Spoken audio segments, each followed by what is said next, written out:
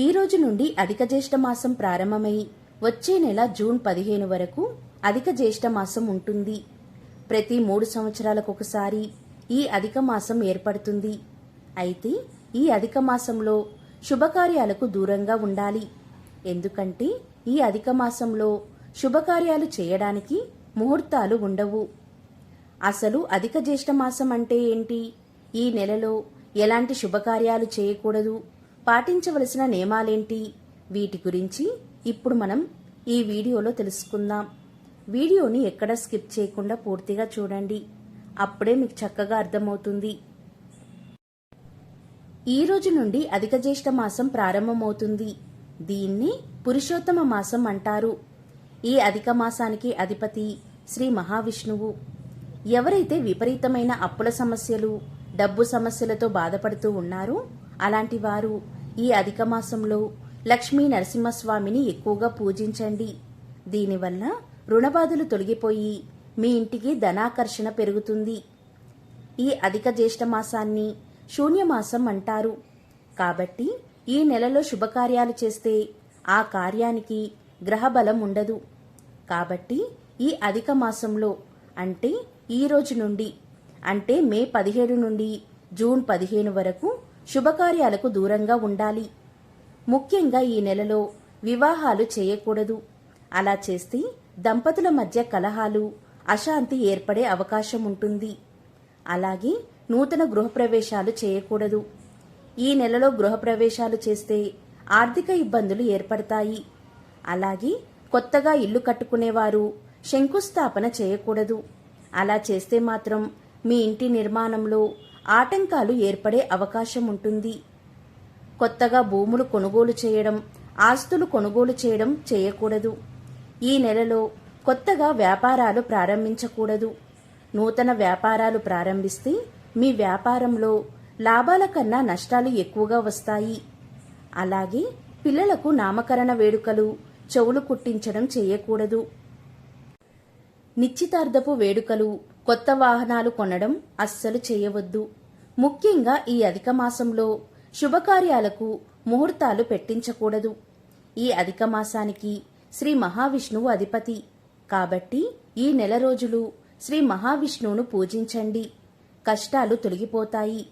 మీరు ప్రతిరోజు విష్ణుమూర్తిని పూజించలేకపోతే ప్రతిరోజు ఉదయాన్నే స్నానం చేసి మీ పూజా గది ముందు కూర్చొని ఓం నమో నారాయణాయ అనే మంత్రాన్ని 108 సార్లు జపించండి.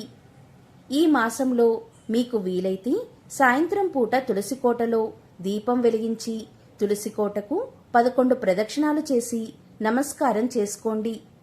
దీనివల్ల ఆడవారికి దీర్ఘసుమంగళి యోగం సిద్ధించి భర్త ఆదాయం పెరుగుతుంది. అధిక మాసంలో తప్పనిసరిగా 33 ఒత్తుల దీపదానం చేయండి. లేదా ఏదైనా విష్ణుమూర్తి దేవాలయంలో 33 ఒత్తులతో దీపాన్ని వెలిగించండి. ఇక సంతానం కోసం ఎదురుచూసే దంపతులు ఈ అధిక జ్యేష్ఠ మాసంలో సత్యనారాయణ స్వామి వ్రతాన్ని చేస్తే సంతాన ప్రాప్తి కలుగుతుంది. కంటి వ్యాధులు, చర్మ సమస్యలతో ఇబ్బంది పడేవారు ఈ అధిక మాసంలో ప్రతిరోజు సూర్య ఆరాధన చెయ్యండి. సూర్య నమస్కారం చేసుకోండి.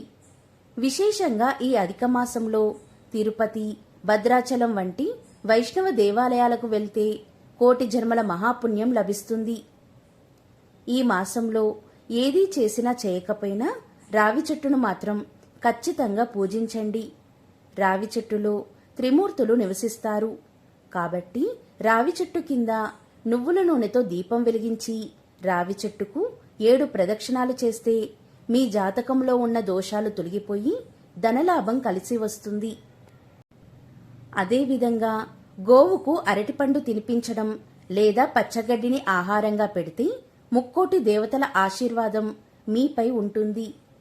ఈ అధిక జ్యేష్ఠ మాసంలో మాంసాహారానికి దూరంగా ఉంటే చాలా మంచిది. కొన్ని ప్రాంతాల్లో ఈ అధిక మాసంలో మునక్కాయ తినకూడదని నమ్మకం ఉంది. అయితే ఈ నెలలో తప్పనిసరిగా ఒక చిన్న దక్షిణావృత శంఖాన్ని తెచ్చుకొని మీ పూజా గదిలో పెట్టుకోండి. ఈ అధిక జ్యేష్ఠ మాసంలో దక్షిణావృత శంఖాన్ని మీ ఇంట్లో పెట్టుకుంటే ఆర్థికంగా బాగా అభివృద్ధి చెందుతారు. అలాగే ఇంట్లో తులసికోట లేనివారు కొత్తగా తులసికోట తెచ్చుకోండి. మీ ఇంటికి చాలా మంచిది. ఈ జ్యేష్ఠమాసంలో లక్ష్మీ స్వరూపమైన తులసిని ఇంటికి తెచ్చుకుంటే మీ ఇంట్లో సుఖ సంతోషాలు పెరుగుతాయి. ఈ అధిక మాసంలో వచ్చే ప్రతి శనివారం నాడు లక్ష్మీనారాయణలను తప్పనిసరిగా పూజించండి. ప్రతి శనివారం ఉదయాన్నే స్త్రీలు తలస్నానం చేసి లక్ష్మీనారాయణల పటాలకు పసుపు కుంకుమ బొట్లు పెట్టి పసుపు రంగు పూలతో అలంకరించి పూజ చెయ్యండి. విష్ణువుకు ప్రీతికరమైన తులసీ దళాలతో అర్చన చెయ్యండి. అలాగే ప్రమిదల్లో ఆవు నెయ్యి పోసి 2 ఒత్తులు వేసి దీపాన్ని వెలిగించండి. ఓం నమో భగవతే వాసుదేవాయ అనే మంత్రాన్ని 108 సార్లు జపించండి. పూజలో నైవేద్యంగా పాయసం లేదా అరటిపండును నివేదించండి. ఈ విధంగా చాలా సులభంగా ఈ అధిక మాసంలో వచ్చే శనివారం నాడు విష్ణుమూర్తిని పూజిస్తే మీ కుటుంబం మొత్తానికి ఎన్నో శుభ ఫలితాలు కలుగుతాయి. ఈ అధిక మాసంలో ఉసిరి చెట్టును పూజించినా చాలా మంచిది. ఉసిరి చెట్టు మొదట్లో కొన్ని పాలు పోసి నెయ్యి దీపాన్ని వెలిగించి ఉసిరి చెట్టుకు నమస్కారం చేసుకుంటే అఖండ లక్ష్మీ కటాక్షం కలుగుతుంది. ఈ జ్యేష్ఠమాసంలో స్నానం చేసేటప్పుడు నీటిలో కొన్ని వస్తువులు వేసుకుని స్నానం చేస్తే ఎన్నో శుభ ఫలితాలు కలుగుతాయి. నీటిలో కొంచెం పసుపు కలిపి స్నానం చేస్తే జాతకంలో గురుబలం పెరిగి అదృష్టం పెరుగుతుంది. అలాగే విష్ణుమూర్తికి ప్రీతికరమైన తులసి ఆకులను నీటిలో వేసుకుని స్నానం చేస్తే మానసిక ప్రశాంతత కలుగుతుంది. అదేవిధంగా నల్ల నువ్వులను నీటిలో వేసుకుని స్నానం చేస్తే జాతకంలో ఉన్న శని ప్రభావం తగ్గి ఐశ్వర్యం కలిసి వస్తుంది. నీటిలో పచ్చకర్పూరం వేసి స్నానం చేస్తే లక్ష్మీ కటాక్షం లభిస్తుంది. ఉద్యోగ ప్రయత్నాలు చేసేవారు ఈ అధిక జ్యేష్ఠ మాసంలో మీ దగ్గరలో ఉన్న విష్ణుమూర్తి దేవాలయానికి వెళ్లి స్వామివారికి పసుపు వస్త్రాలు సమర్పించి నమస్కారం చేసుకోండి. మీరు కోరిన ఉద్యోగం వెంటనే వరిస్తుంది. ఇక ఈ నెలలో ఒక్కసారైనా సరే మీ దగ్గరలో ఉన్న విష్ణుమూర్తి దేవాలయానికి వెళ్లి విష్ణుమూర్తికి తులసిమాల సమర్పించి నమస్కారం చేసుకోండి.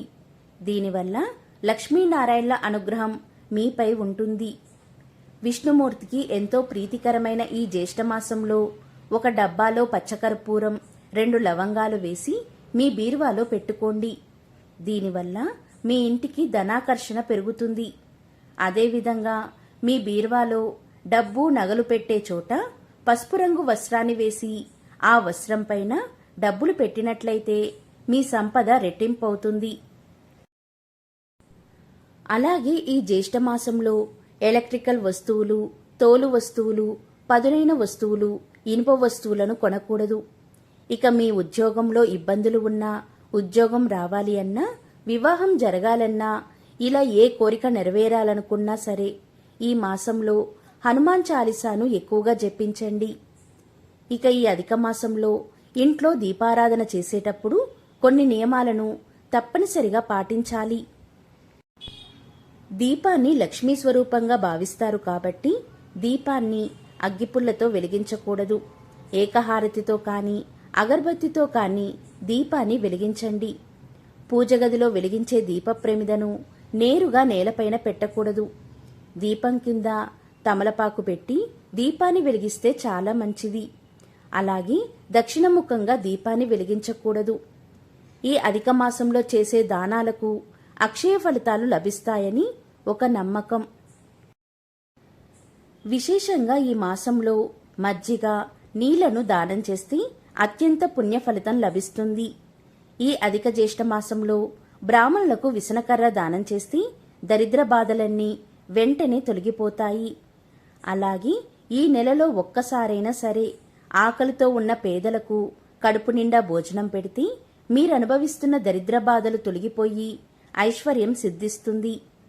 ఈ నెలలో నదీ స్నానాలు చేస్తే జన్మ జన్మల పాపాలన్నీ తొలగిపోతాయి.